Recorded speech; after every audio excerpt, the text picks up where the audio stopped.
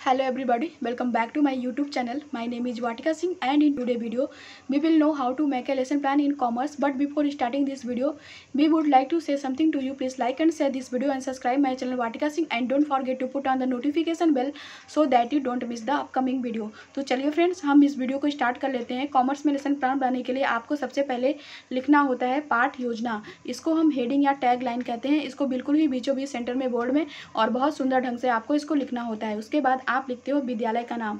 आप जिस भी विद्यालय से अपना बीएड बीटीसी डीएलएड कर रहे होते हैं उस विद्यालय का आपको यहाँ पे नाम लिखना होता है। उसके बाद आप लिखते हो दिनांक। आप जिस भी डेट को अपनी पाठ्य योजना को बनाते हो उस डेट को आपको दिनांक में लिखना होता है। जैसा कि आप यहाँ पे देख सकते हैं, दिनांक में हमने लिखा हुआ है 14 जुलाई 2020। उसके बाद आप लिखते हो विषय। आप जिस भी विषय में अपनी पाठ्य योजना को बनाते हो उस विषय को आपको विषय में लिखना होता है। जैसा कि आप यहाँ पे देख सकते हो कि विषय में हमने लिखा हुआ है कॉमर्स। इसका मतलब यह है कि हम कॉमर्स विषय में अपनी पाठ्य योजना को बना रहे हैं। उसके बाद आप लिखते हो चक्र। बच्चों को पढ़ाने के दौरान यहाँ जो भी आपका पीरियड होता है उसी पीरियड को आपको चक्र में लिखना होता है। जैसा कि आप यहाँ पे देख रहे होंगे, चक्र में हमने लिखा हुआ है सेकंड। इसका मतलब यह है कि बच्चों के पढ़ाने का पीरियड यहाँ पे हमारा सेकंड है, इसलिए हमने चक्र में सेकंड को लिखा है। उसके बाद आप लिखते हो कक्षा। आप जिस भी कक्षा के लिए अपनी पाठ्य योजना को बनाते हो उस कक्षा को आपको कक्षा में लिखना होता है।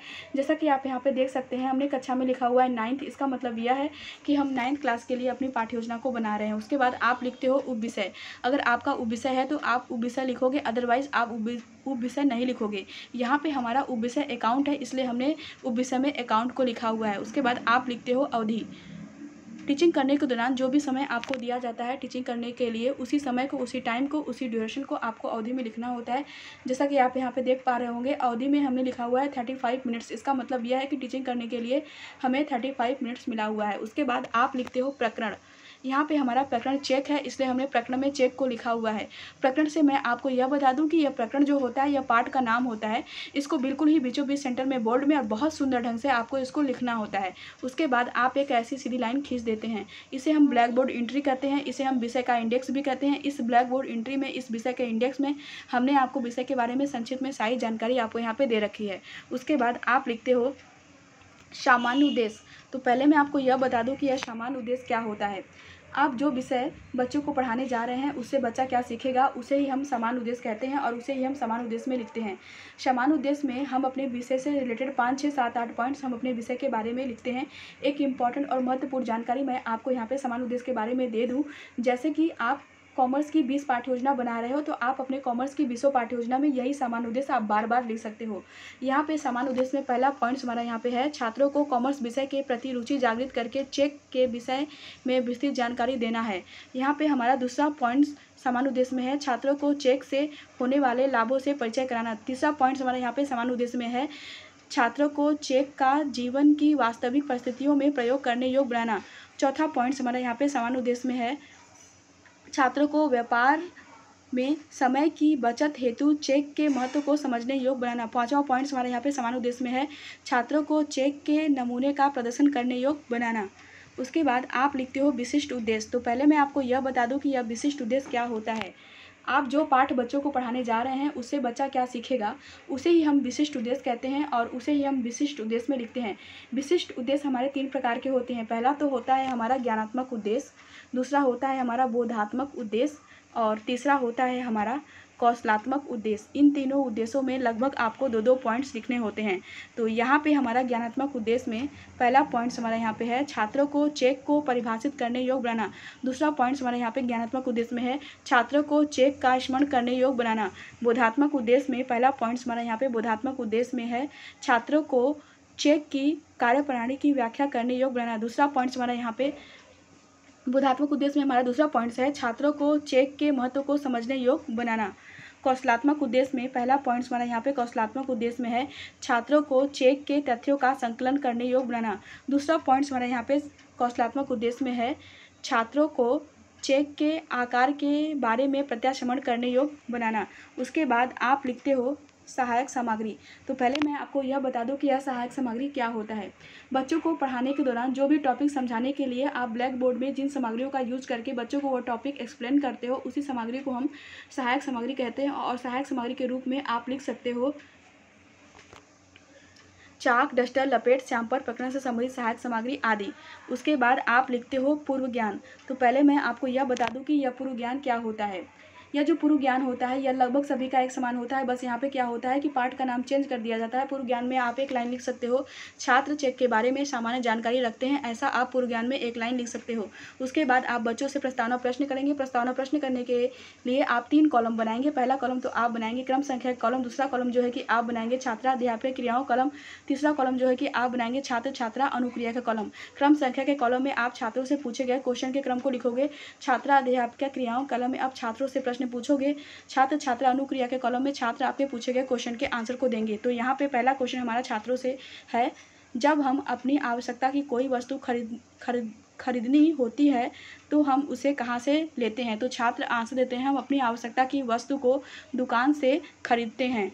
दूसरा क्वेश्चन यहाँ पे हमारा छात्रों से है, दुकानदार हमें उस सामान का क्या बनाकर देता है। तो छात्र आंसर देते हैं, दुकानदार हमें उस सामान का बिल बनाकर देता है। तीसरा क्वेश्चन यहाँ पे हमारा छात्रों से है, उस बिल का भुगतान हम किस प्रकार करते हैं। तो छात्र आंसर देते हैं, उस बिल का भुगतान हम नगद पैसा देकर करते हैं। चौथा क्वेश्चन यहाँ पे हमारा छात्रों से है, अगर भुगतान की राशि बहुत अधिक मात्रा में हो तो उसका भुगतान कैसे करेंगे। तो छात्र आंसर देते हैं, समस्यात्मक प्रश्न। इसका मतलब यह है कि छात्रों को चौथे क्वेश्चन का आंसर छात्रों को नहीं पता है। अगर भुगतान की राशि बहुत अधिक मात्रा में हो तो उसका भुगतान कैसे करेंगे, इसके बारे में छात्रों को कोई नॉलेज, कोई जानकारी नहीं है। उसके बाद आप लिखते हो उद्देश्य कथन। उद्देश्य कथन में आप लिख सकते हो, आज हम चेक भरते समय क्या क्या सावधानी रखनी चाहिए इसका अध्ययन करेंगे, ऐसा आप उद्देश्य कथन में लिख सकते हैं। उसके बाद आप लिखते हो प्रस्तुतिकरण। प्रस्तुतिकरण में आप लिख सकते हो, अध्ययन अध्यापन की दृष्टि से पाठ को 2 पार्ट्स में डिवाइड किया जाता है, ऐसा आप प्रस्तुतिकरण में लिख सकते हैं। उसके बाद आप व्याख्या करते हैं, जिसके लिए आप 4 कॉलम बनाएंगे। पहला कॉलम तो आप बनाएंगे शिक्षण बिंदु का कॉलम, जिसमें कि आप लिखेंगे चेक, बट गलती से यहाँ पे व्याख्या लिखा गया है। उसके बाद दूसरा कॉलम जो है कि आप बनाएंगे छात्राध्यापक क्रियाओं का कॉलम, जिसमें कि आप व्याख्या करेंगे। और तीसरा कॉलम जो है कि आप बनाएंगे छात्र क्रियाओं का कॉलम, जिसमें कि आप लिखेंगे छात्र ध्यानपूर्वक व्याख्या को सुनेंगे। चौथा और लास्ट कॉलम जो है कि आप बनाएंगे श्यामपट्ट कार्य के कॉलम, जिसमें कि आप मुख्य पॉइंट्स को लिखेंगे। तो अब हम व्याख्या कर लेते हैं। चेक से तात्पर्य एक शर्त रहित लिखित आज्ञा पत्र होता है, जिसमें लिखने वाले के हस्ताक्षर होते हैं और बैंक को यह आदेश है कि वह उसमें लिखी धनराशि का भुगतान उसमें लिखे व्यक्ति के मांगे जाने पर कर दे। चेक को धनादेश भी कहते हैं। चेक का उपयोग कोई भी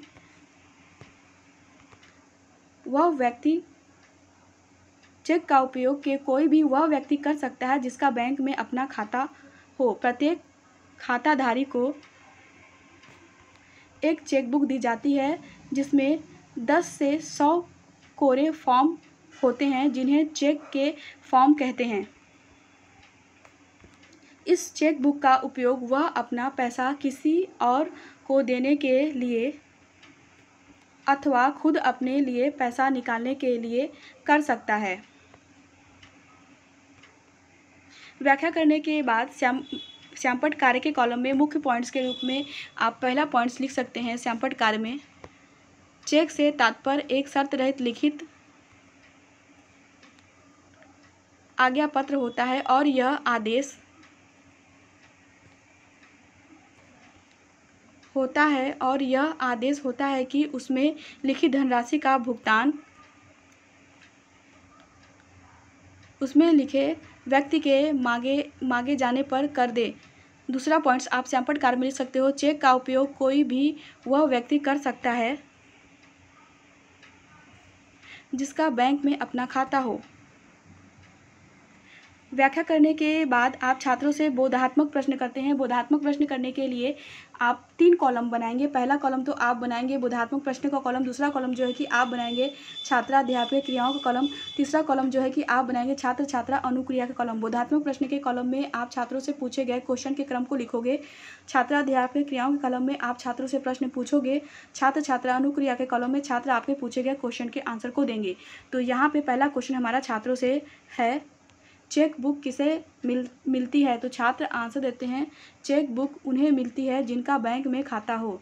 दूसरा क्वेश्चन यहाँ पे हमारा छात्रों से है, चेक बुक कौन देता है? तो छात्र आंसर देते हैं चेक बुक बैंक अपने ग्राहकों को देती है। बोधात्मक प्रश्न करने के बाद हम फिर से व्याख्या करते हैं, जिसके लिए हम फिर से 4 कॉलम बनाएंगे। पहला कॉलम तो हम बनाएंगे शिक्षण बिंदु का कॉलम,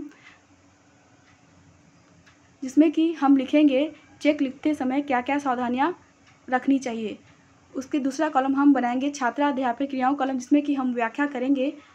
तीसरा कॉलम जो है कि हम बनाएंगे छात्र छात्रा अनुक्रिया का कॉलम, जिसमें कि हम लिखेंगे छात्र ध्यानपूर्वक व्याख्या को सुनेंगे। चौथा और लास्ट कॉलम जो है कि हम बनाएंगे सैंपट कार्य का कॉलम, जिसमें कि हम मुख्य मुख्य पॉइंट्स को लिखेंगे। तो अब हम व्याख्या कर लेते हैं। चेक लिखते समय किसी भी लेखक को विशेष सावधानी की आवश्यकता है, क्योंकि तनिक भी त्रुटि होने पर बैंक चेक का भुगतान करने से मना कर सकता है, जिसका व्यापारी तथा ग्राहक दोनों की साख पर बुरा प्रभाव पड़ सकता है। बैंक का चेक भरते समय निम्नलिखित सावधानियां बरतनी चाहिए। पहला, तिथि। चेक पर दिनांक लिखना आवश्यक होता है। जिस दिन चेक लिखा जाता है उसी दिन की तारीख उस पर डाली जाती है। चेक पर कुछ विशेष परिस्थितियों में आगे पीछे की तारीख भी डाली जा सकती है। यदि लेखक भावी तिथि में भुगतान करना चाहता है तो वह चेक पर आगे की कोई तिथि डाल सकता है। ऐसा चेक आगामी तिथि का चेक कहलाता है।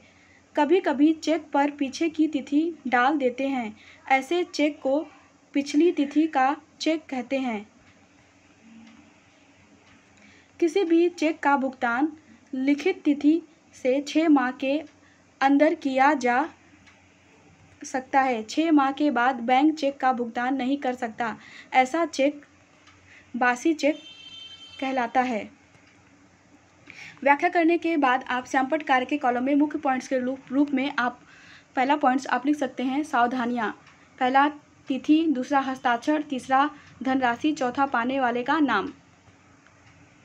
व्याख्या करने के बाद आप छात्रों से बोधात्मक प्रश्न करते हैं, जिसके लिए आप 3 कॉलम बनाते हैं। पहला कॉलम तो आप बनाते हैं बोधात्मक प्रश्न का कॉलम, जिसमें कि आप छात्रों से पूछे गए क्वेश्चन के क्रम को लिखोगे। दूसरा कॉलम जो है कि आप बनाते हो छात्रा अध्यापक क्रियाओं का कॉलम, जिसमें कि आप छात्रों से प्रश्न पूछोगे। तीसरा और लास्ट कॉलम जो है कि आप बनाते हो छात्र छात्रा अनुक्रिया का कॉलम, जिसमें कि छात्र आपके पूछे गए क्वेश्चन के आंसर को देते हैं।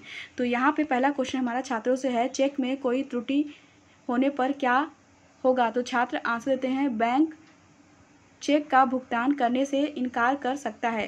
दूसरा क्वेश्चन यहाँ पे हमारा छात्रों से है, चेक पर लिखी तिथि से भुगतान कब तक प्राप्त किया जा सकता है? तो छात्र आंसर देते हैं चेक पर लिखी तिथि से 6 माह के अंदर भुगतान प्राप्त किया जा सकता है। उसके बाद आप छात्रों को गृह कार्य देते हो। गृह कार्य के रूप में आप छात्रों को दे सकते हो, छात्र चेक की सभी सावधानियां लिखकर आएंगे। ऐसा आप गृह कार्य छात्रों को दे सकते हो।